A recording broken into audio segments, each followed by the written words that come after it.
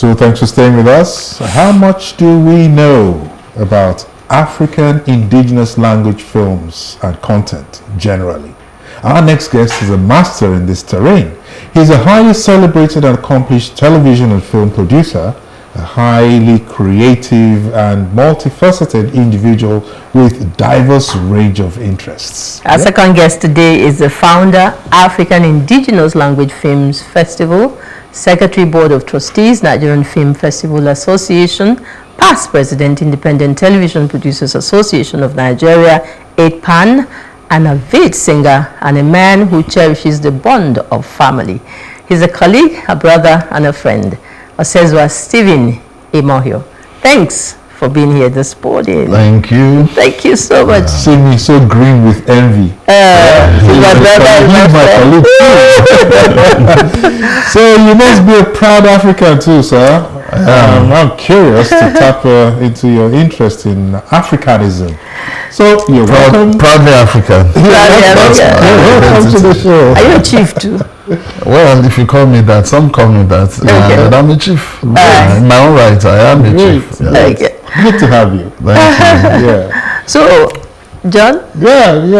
I know that you have No, you go ahead. hordes and Go so ahead. you want me to go first? Go ahead. Okay. So, as founder of the African Indigenous Language Film Festival, I'm curious, to know a few things. Could you please share the inspiration behind, putting together the festival and its significance in maybe bridging cultural gaps, through films? Oh, thank you for that question. I think it kind of encompasses the essence of the whole thing. I tell people, our language, the African indigenous language, is much more than a means of verbal communication. It encompasses our values, our culture, our tradition as a people. It helps us to identify who we are. Maybe some of these things we don't pay much credence to it because we are in Africa. But if you have opportunity to travel out, you stay out, that's when for once you'll be proud of who you are because you need your identity. You need your identity. I wrote somewhere yesterday, the lack of identity sometimes make people don't know. In fact, without your identity, you don't know who you are. And it's so bad that even to an extent, some people don't even know their gender identity because they don't know their cultural identity. So if you are coming back from that background, you know who you are, then you know who you really are. And going further, I said before, our language, in African Indigenous language, is much more than means of verbal communication. For instance, even the language, it carries so much. I was born here in Lagos, so I speak Yoruba a bit fluently. So I may be making some references to that. By birth, I'm an Eastern man from Edo State, but in another way, maybe the way I think I know, maybe I think so. You should be paying Yoruba. Because yes, I should. Because the first language you learn to speak actually speaking, talking. That's right. Yeah. Speaking Yoruba. So that's why I think I'm wired to think more in Yoruba just before. Yeah. But I speak my language fairly well, but not as good as I speak Yoruba. I'm not proud to say that. I'm still learning by the day. So when Yoruba says, for instance, it's much more than remember a child of whom you are. It carries so much. Who are you? Know where you are coming from. Know the home you are coming from. Know the name you are representing. Wow. Because as Africans, our name is everything. You want to maintain that family value, you want to maintain that family name, you want to maintain that image that they will say Omolagbaja is the son of so and so. Even in terms of marriage and all that, how are you, young man? How are you? What's your name? Say, my name is John. Okay, but your name is what they are really asking for. Who are you? Where are you from? A son of whom are you? They want to know you. That's the family name.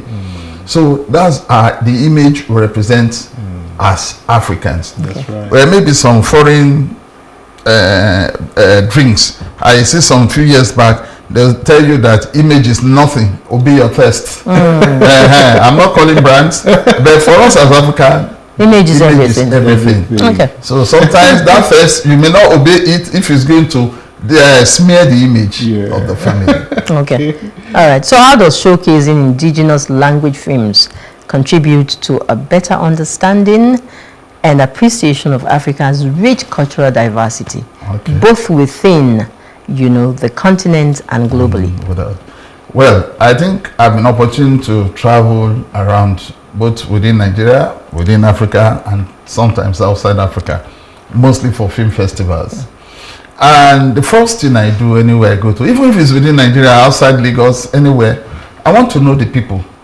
And one way I do that, I tune in my hotel room to the local channel.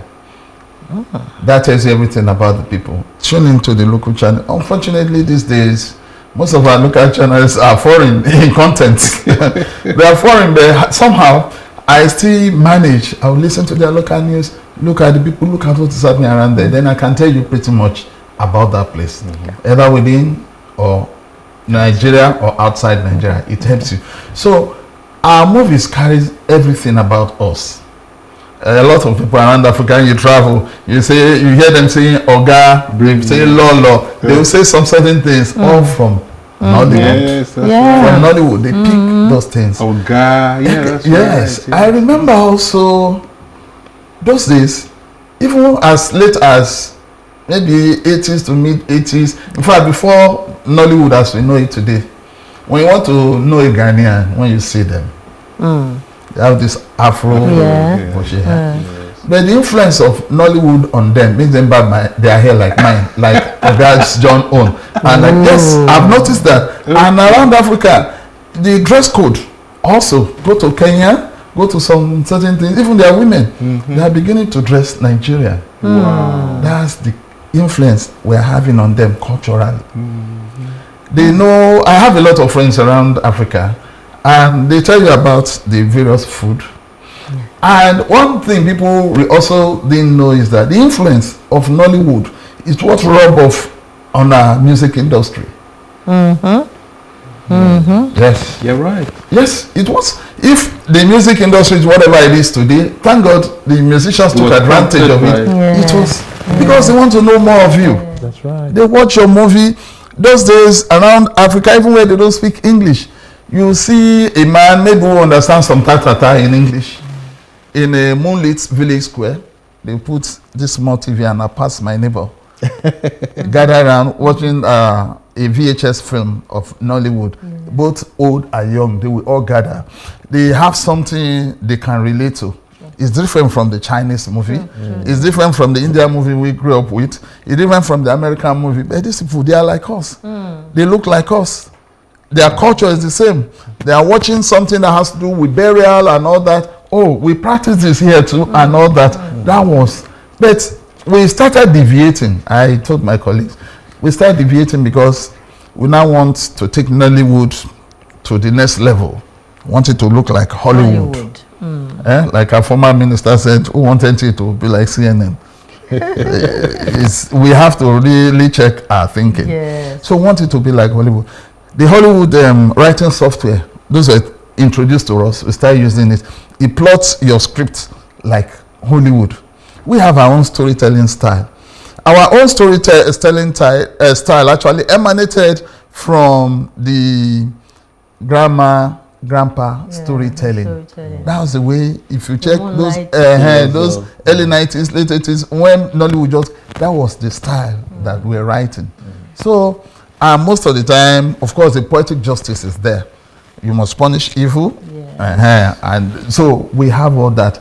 Now they'll tell you maybe it's an open-ended thing. Let whoever watch go and, no, not even suspense. It's open-ended. Whoever watch this thing, go and come up with your conclusion. But that's not the when we listen to the story, the Tony Japa and Yonibo and all those things. Of course, evil must be punished, and that's what we brought into, and that's actually the African way of telling our stories. So we're talking about bridging gaps. If you don't stop me, maybe I should. No, go. No, just go ahead. So when we talk I'm about, tempted to stop you, but I'm enjoying this so much. yeah, when we talk about bridging the gap, when I saw the topic and I asked, what gap do we want to bridge now? Is it the digital gap, which is it the when we talk digital, of course, we go AI and all that. Yeah. What gap are we bridging? Is it the government bridging the gap, coming in helping us to push and project this same thing?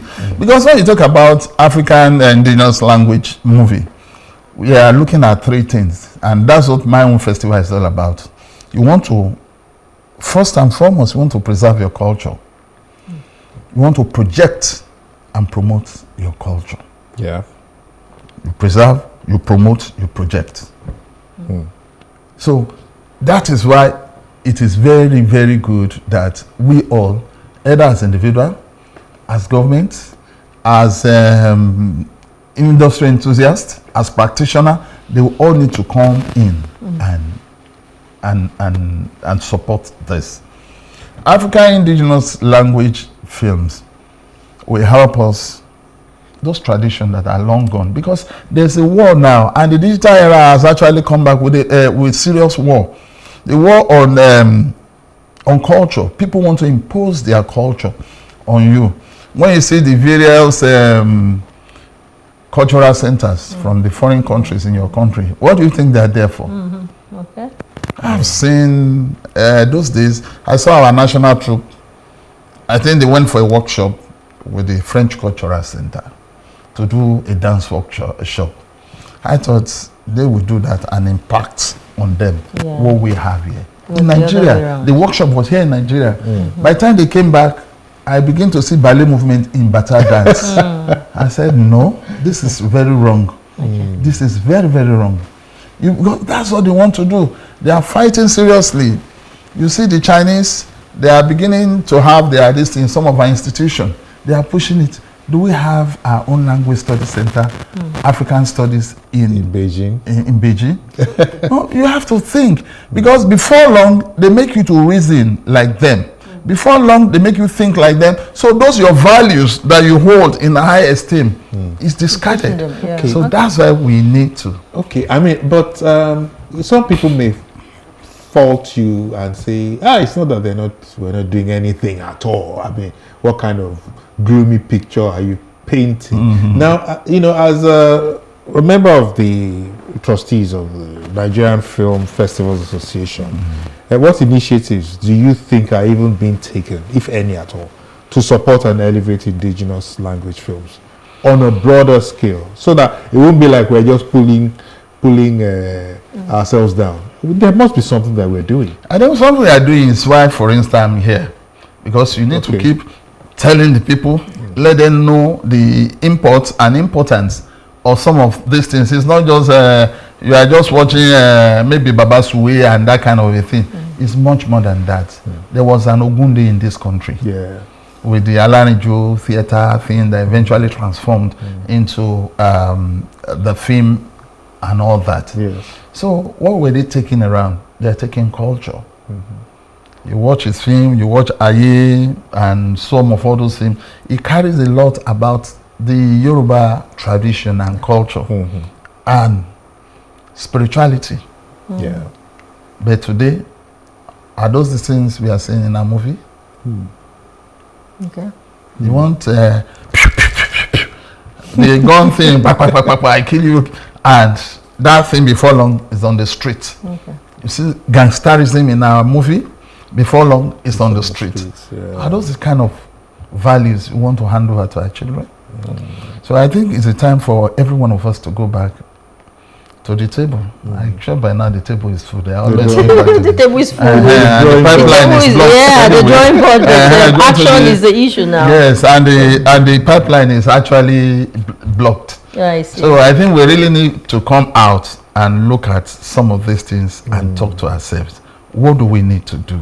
Do we really want our culture sustained? Because if you don't want it, that's why we are saying there are things we should not even be talking about in our public space today. But because we lose sight of who we are, we lose sight of our culture, of our tradition, we begin to talk about it. Mm-hmm. Why should it be an issue that they will have to take to the National Assembly, that they will say, okay, anybody who practices that will be 14 years. It's not even supposed to be in the because we've lost sight of who we are. Yeah. Exactly. Losing sight of who we are is a major problem. And one thing that can help us to sustain that and push it forward and promote it and preserve it is nothing but through the electronic media. That's right.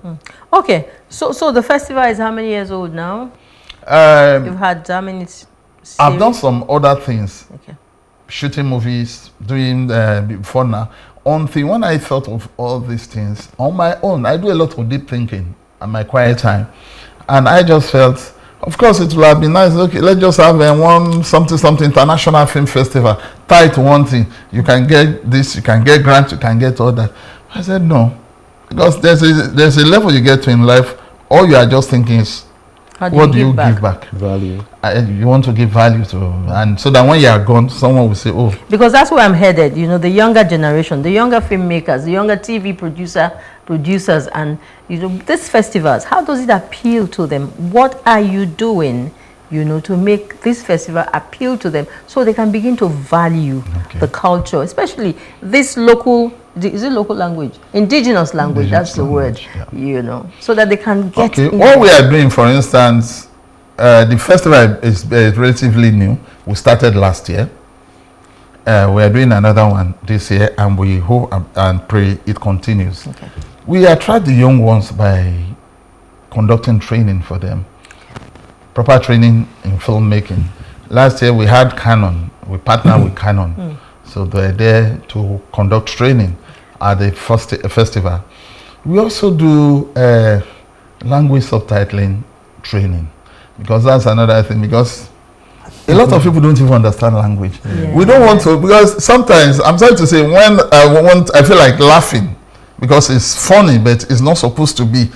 I tune to some of our cable station and watch maybe whatever in Yoruba. Yeah. The subtitles. Then you begin to check and you just like. And it's all watered down. Who allowed it? Is it by watering that? What go people follow? Ayinjilo Anto.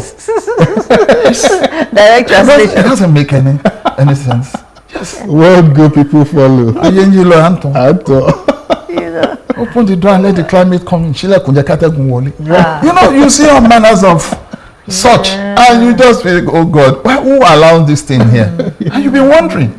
But however, I realize that even those who are supposed to be like the gatekeeper to check some of these things, they don't know better. Okay. They don't know. They do not know better. I saw a video yesterday I shared on my social media handle. A Nigerian father and a Chinese woman married a Chinese woman. They had this boy, and the boy was, I think they came visiting. Was talking with the grandmom. Was speaking Igbo. Yes. So do we here have any excuse not to allow our children to speak? That's it. And to think that every year there's a mother tongue day. We have not started celebrating that here. Talking about the importance. We just talk about it and we just give it to some of the news this thing that today is saying. The director is saying time. Mother tongue day was about 3 weeks ago. Yes. Yeah, I think sometime in February. I remember, I gave a talk somewhere in the school. Multilingual education and all of that. They talk in English or in Yoruba? Well, you got me there. Just a question. I mean, the import was to encourage them, to learn their local languages and apply. Maybe next time we should not just encourage them. No, apart from that, next time I think such talk should not be in school. It should be in place of work, so that we should actually address the parents, not the children. Sadly, some parents don't even can't even speak their language. But at least it was a good start, and they enjoyed themselves. I think the pattro should be in their places of work. To display gather the people and tell them that you have to tradition. Some of them even spoke. And we have a very beautiful culture. We do. We have a very beautiful tradition. When you are able to shed some of your, tight work schedule we would have a part 2 of this conversation. Okay. Because I don't think we've gone anywhere. Have we started? You know, We haven't even started. And the director is saying we have to close this conference. Oh my God. Yeah, so we'll have a part 2.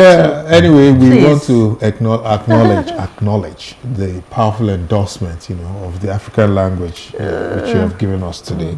And we definitely want to wish you all the best, because we see that I can feel the passion. Okay. Helen, I don't know about you, but I can feel the passion all over. Thank you.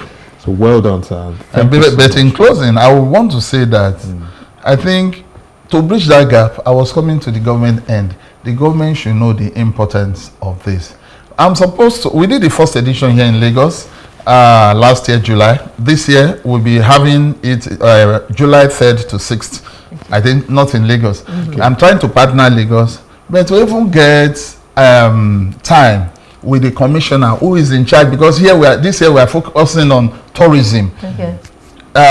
With the PA, she cannot seem to get time for me, even 2 months to just Don't give up. give them. Don't give up. Don't But give up. what do I do? Don't give up. You're going back home. Yeah. Okay. So I have to maybe look somewhere else. It can be a collaboration between Lagos and your state. It will have been. eventually. It will have been. It It can will have happen. been. It But can it's happen. sad that It can happen. when other people, when they are going to receive award or they want to give this in abroad, you see these people, they go in form of jamboree. Yeah, They travel. when it's They are happening. giving the musicians this thing. But when the thing that will impact directly on the economy, and I think it's high time government also look Yeah. at Just putting as square well. peg in square holes. Okay, the conversation, like I said, will continue. We Thank should you. have a part 2. We are in the best position to tell our stories ourselves, and that's what you're saying. Commendable job you have done, and thanks a million for making time to be here today. Thank you. Yeah, that was high tempo, refreshing, I must confess, paving the way for us to head to the gym, where Dolly Phillips is already waiting. Let's go there.